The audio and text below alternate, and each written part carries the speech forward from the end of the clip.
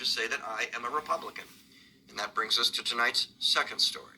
I'm what the leaders of the Tea Party would call a rhino, Republican in name only. And that's ironic, because that's exactly what I think about the leaders of the Tea Party, because the most conservative Republicans today aren't Republicans.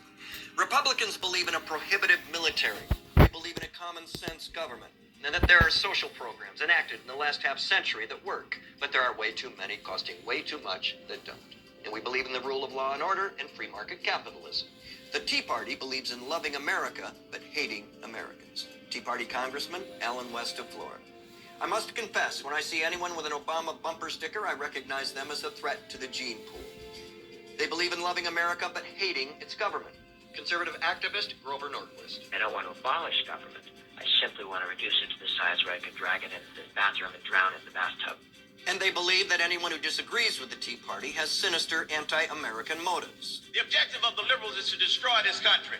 The objective of the liberals is to make America mediocre. Most of all, you must never, under any circumstance, seek to reach a compromise with your opponent, or do any of what Democrats and genuine Republicans both call governing. Senate Minority Leader Mitch McConnell. Our top political priority over the next 2 years should be to deny President Obama a second term. And one other plank in the Tea Party platform. If you're poor, it means you're either too lazy or too stupid to be rich. Here's Andre Bowery, Tea Party leader and Lieutenant Governor of South Carolina. My grandmother was not a highly educated woman, but she told me as a small child to quit feeding stray animals. You know why? Because they breed. It's almost hard to believe Republicans can't get Dorothy Cooper to vote for them. During Tea Party rallies and campaign speeches, we've been told that America was founded as a Christian nation, and that if the Founding Fathers were here today, they'd tell us so. Here's John Adams in the Treaty of Tripoli. As the government of the United States is not, in any sense, founded on the Christian religion.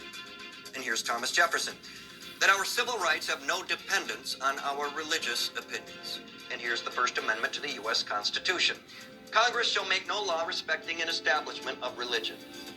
What's more frightening than the perversion of our great history is that sensible, smart, strong Republicans, the very men and women who should be standing up to radical fundamentalism, are so frightened of losing primary battles to religious zealots that they've thrown in the towel on sanity.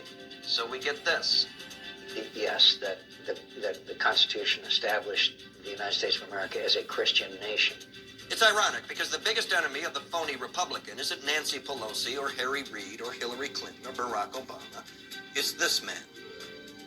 He said, heal the sick, feed the hungry, care for the weakest among us, and always pray in private. Ideological purity compromises weakness. A fundamentalist belief in scriptural literalism. Denying science, unmoved by facts, undeterred by new information. A hostile fear of progress, a demonization of education. A need to control women's bodies. Severe xenophobia, tribal mentality. Intolerance of dissent, and a pathological hatred of the U.S. government. They can call themselves the Tea Party. They can call themselves conservatives.